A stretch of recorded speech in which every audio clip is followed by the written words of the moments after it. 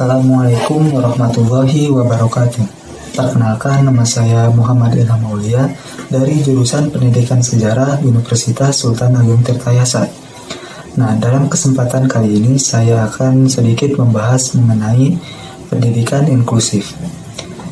Pendidikan inklusif merupakan suatu sistem pendidikan yang memberikan kesempatan kepada anak yang memiliki keterbatasan atau berkebutuhan khusus untuk mengikuti pembelajaran atau pendidikan dengan anak seusianya pada umumnya.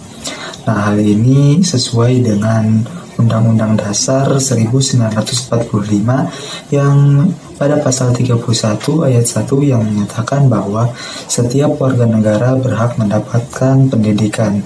Nah, tak terkecuali anak yang berkebutuhan khusus ini. Nah, dalam pelaksanaan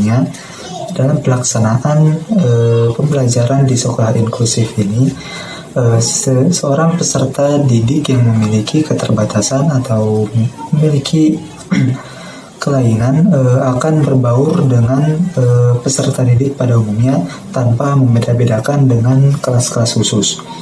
Nah, pendidikan inklusif ini memiliki tujuan untuk memastikan anak yang berkebutuhan khusus mendapatkan akses pembelajaran yang terjangkau, relevan, efektif, dan tepat pada wilayah tempat tinggalnya.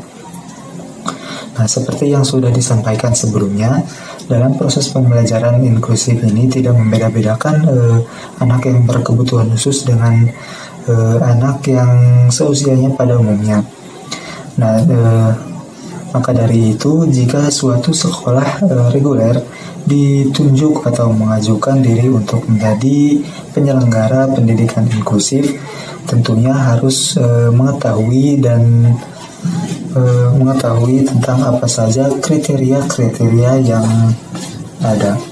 Nah, sekolah penyelenggara inklusi ini harus memenuhi beberapa persyaratan yang telah ditentukan, seperti yang pertama yaitu kesiapan sekolah untuk menyelenggarakan program pendidikan inklusif seperti kepala sekolah, komite sekolah, guru, peserta didik, dan kesiapan orang tua.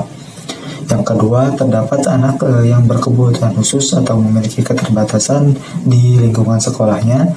Yang ketiga, tersedianya guru pendidikan khusus yang didatangkan langsung dari PLB atau pendidikan luar biasa. Nah, mungkin hanya itu saja yang dapat saya sampaikan mengenai penjelasan mengenai pendidikan inklusif. Kurang lebihnya mohon maaf. Terima kasih. Wassalamualaikum warahmatullahi wabarakatuh. Assalamualaikum warahmatullahi wabarakatuh. Perkenalkan, nama saya Nur Aini, mahasiswa Pendidikan Sejarah Universitas Sultan Agung Tirtayasa. Teman-teman, setelah membahas mengenai pendidikan inklusi, selanjutnya saya akan membahas mengenai anak disabilitas. Teman-teman tahu tidak bahwa disabilitas ini terbagi menjadi beberapa kategori loh, dan tentunya cara penanganannya pun berbeda-beda. Untuk itu, saya akan sedikit membahas mengenai kategori disabilitas dan penanganannya.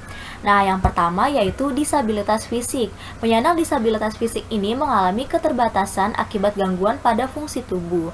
Cacat dapat muncul sejak lahir atau akibat kecelakaan, penyakit, atau efek samping dari penggunaan obat medis. Nah, beberapa jenisnya itu antara lain lumpuh, kehilangan anggota tubuh akibat amputasi, dan cerebral palsy. Nah, yang kedua ada disabilitas sensorik. Disabilitas sensorik ini adalah keterbatasan fungsi panca indera, yang termasuk jenis disabilitas ini antara lain disabilitas bicara, rungu, dan netra.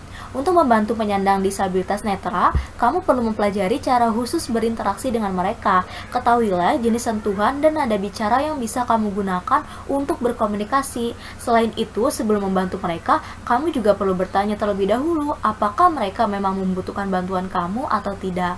Kemudian, alangkah lebih baiknya jika berinteraksi dengan penyandang disabilitas bicara, rungu, atau rungu bicara, kamu mempunyai keahlian dalam menggunakan bahasa isyarat. Nah, yang ketiga ada disabilitas mental. Penyandang disabilitas mental mengalami keterbatasan akibat gangguan pada pikiran atau otak. Disabilitas mental ini termasuk bipolar, gangguan kecemasan, depresi, dan gangguan mental lainnya. Mereka yang mengalami disabilitas mental dapat mengalami kesulitan untuk berkonsentrasi, berpikir, mengambil keputusan, dan mengutarakan isi pikiran mereka. Nah, salah satu cara menangani disabilitas mental ini adalah dengan tidak menempatkan mereka kepada posisi atau kondisi yang rentan menimbulkan stres atau tertekan. Selain itu, saat berinteraksi dengan penyandang disabilitas mental, kamu sebaiknya menggunakan penjelasan yang menyeluruh dan pemilihan kata yang mudah dimengerti. Kamu juga butuh kesabaran dan pikiran yang terbuka untuk memahami kondisi penyandang disabilitas mental. Nah, yang terakhir ada disabilitas intelektual. Disabilitas intelektual ini dapat ditandai dengan tingkat IQ di bawah standar rata-rata, kesulitan memproses informasi, dan keterbatasan dalam berkomunikasi, bersosialisasi, dan kepekaan terhadap lingkungan. Beberapa jenis disabilitas intelektual ini adalah Down syndrome dan keterlambatan tumbuh kembang. Jika kamu ingin membantu anggota keluarga atau kerabat yang merupakan penyandang disabilitas intelektual, pahami terlebih dahulu bahwa mereka butuh waktu, kesabaran, dan perhatian lebih dari kamu. Pertama-tama, kamu butuh waktu untuk mengajarkan mereka memahami instruksi dasar. Berikan instruksi dalam bahasa yang sederhana dan mudah dimengerti. Selanjutnya, usahakan agar lingkungan tidak menimbulkan tekanan atau stres bagi penyandang disabilitas. Lingkungan yang terlalu berisik atau terlalu ramai dapat mengganggu konsentrasi mereka sehingga rentan menyebabkan stres. Nah, itu dia penjelasan singkat mengenai kategori anak disabilitas dan cara penanganannya. Semoga bermanfaat dan mohon maaf apabila ada penggunaan diksi yang kurang tepat. Saya akhiri, wassalamualaikum warahmatullahi wabarakatuh.